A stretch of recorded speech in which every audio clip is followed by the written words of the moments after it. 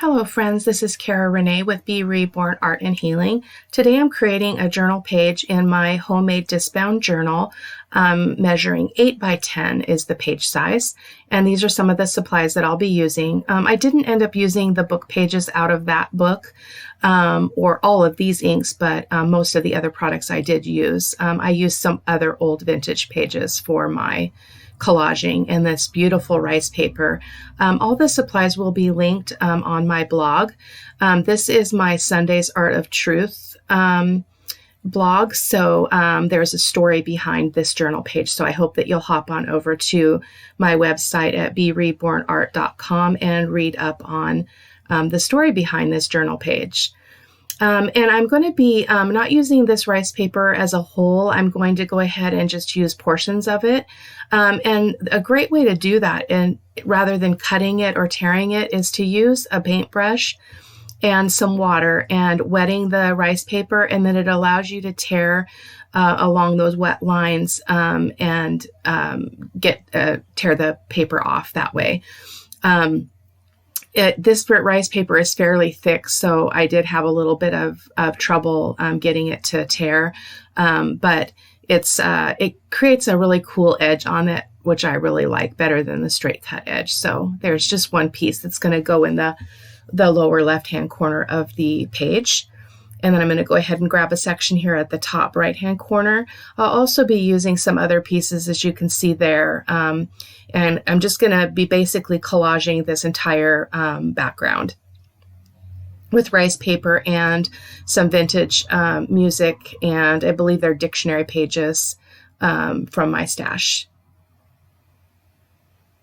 I just love these cute little birds. I think I've used them before. I just love the vibrancy of the blue. It's kind of a mix between a light blue and a turquoise blue. It's just really striking.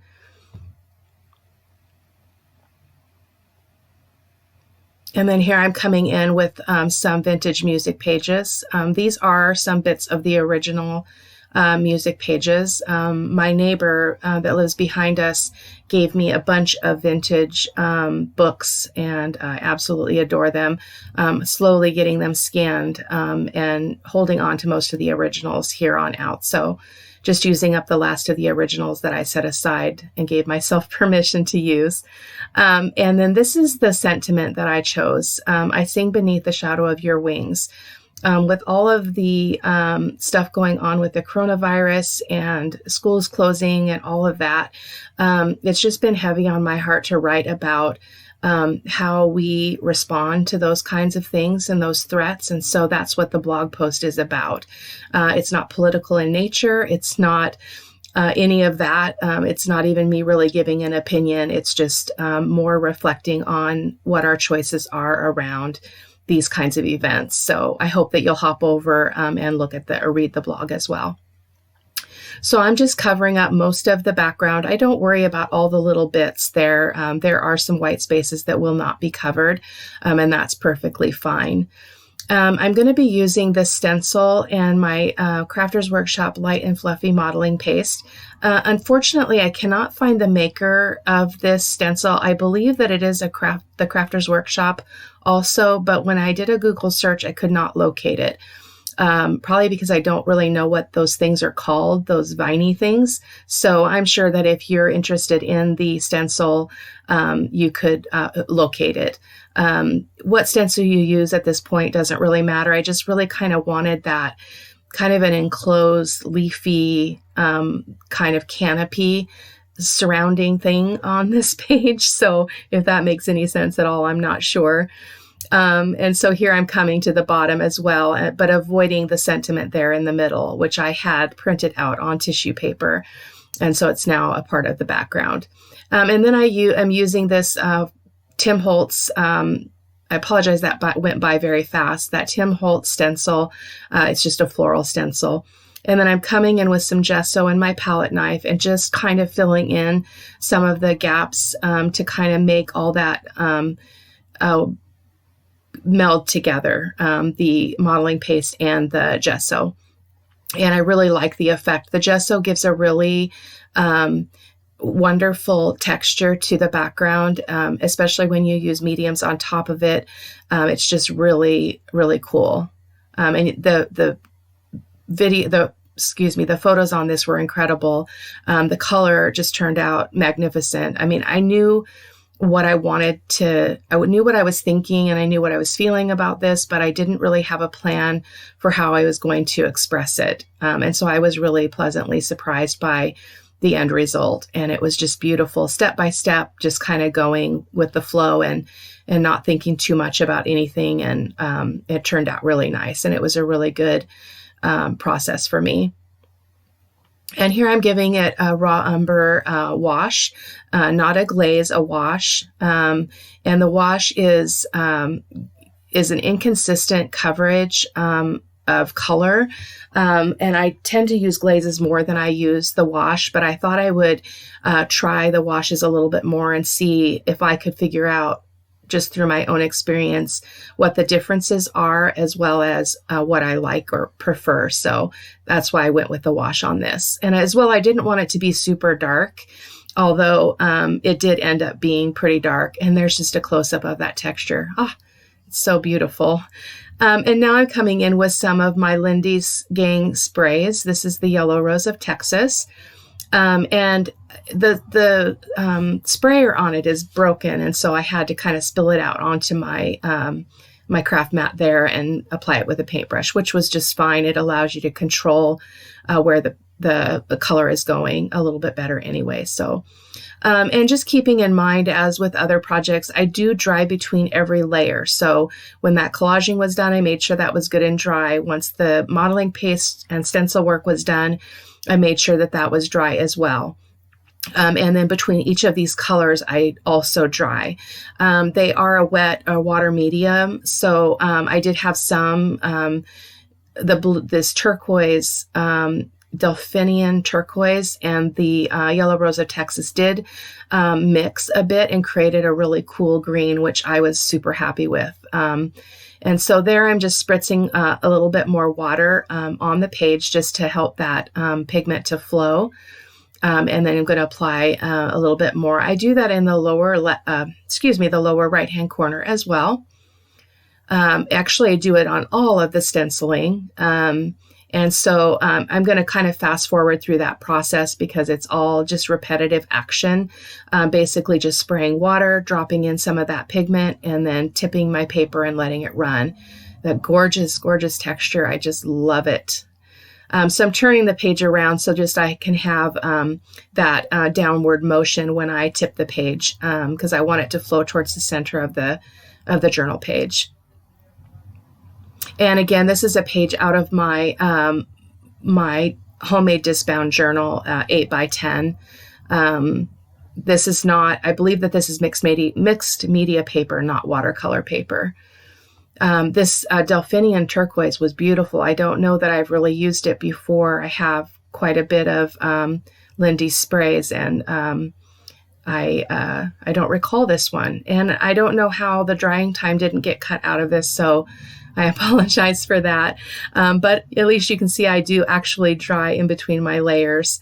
And so here I'm coming in again with that turquoise in the texture that I created using that Tim Holtz flower stencil, which is just gorgeous. And again, the close-ups are just absolutely amazing. The color, the end result was just far more than I could have ever imagined or hoped for or planned for. So I am trying to keep the bird areas somewhat clear in that I want those birds to really be able to be seen. And so that's why I'm wiping that back. I want to make sure that I don't get too much ink that I don't want in that area. And so I'm just sopping it up a little bit with my baby wipe, which I now cannot buy because of the coronavirus crisis. You cannot buy anything that is a paper product, apparently, online. So it's kind of crazy. But yeah, there's the texture. Again, just absolutely gorgeous. I love the tone of that turquoise and how it mixed with the raw umber and the yellow is just awesome. And this is another one of my favorite Lindy sprays. It's the Peony Scarlet Red. I've used it in a lot of my journal pages.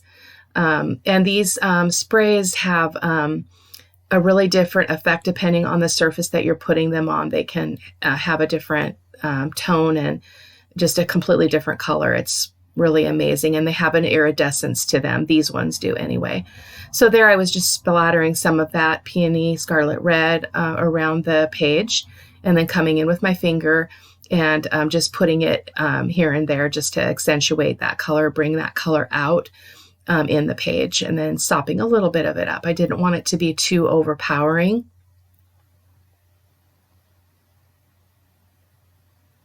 And then I did decide to come in with my archival ink. And this is, oh, I didn't make note. I apologize. I didn't make note of these colors. I'll make sure that they get in the blog post with the supplies that I used. But this is a yellow. I believe it's fossilized amber. I already put it away, so I'm going to have to dig those out. I thought I had noted everything. I've kind of created a process for keeping track of what I use and keeping a list as I go, but I somehow didn't make note of that. And then I'm coming in with the pink. And again, I'll look that color up and let you know what for sure it is. And I like the little ink pads because they're little. They're nice when you're working at a small table. I don't need a big ink pad for this technique, so I really like it. The thing about archival inks is you cannot remove them once they're on there because they are permanent. And so I just came in with a little bit of that yellow over top of that area where I got more pink than I wanted, and then dulled that down a little bit, turned it a little bit orange, but it was perfect.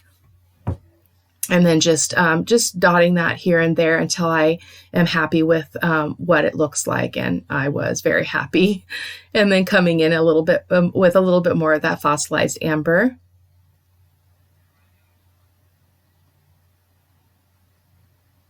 And then this is the blue. And I'll note that as well in my supplies list. And coming in with one of my really small makeup brushes that I don't use for anything else because it's really narrow.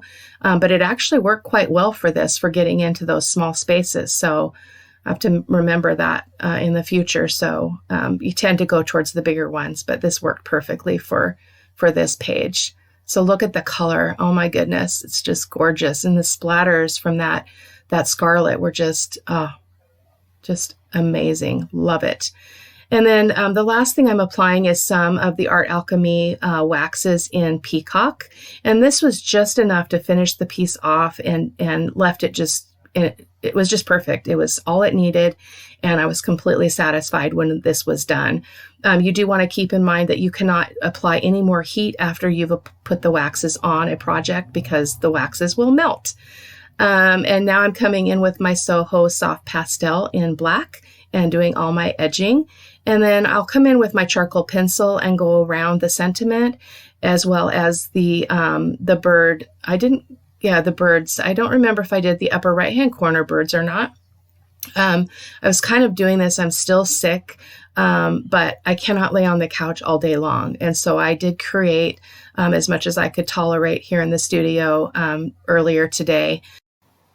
I hope that you enjoyed the video and that you'll hop on over to my blog at B.Rebornart.com and read the blog post about this piece. It's just kind of the story and my thinking around this I Sing Beneath the Shadow of Your Wings, kind of where I find my hope, and I hope that it's encouraging to you as well. Thank you for watching, and I hope you have a great Sunday. Bye-bye.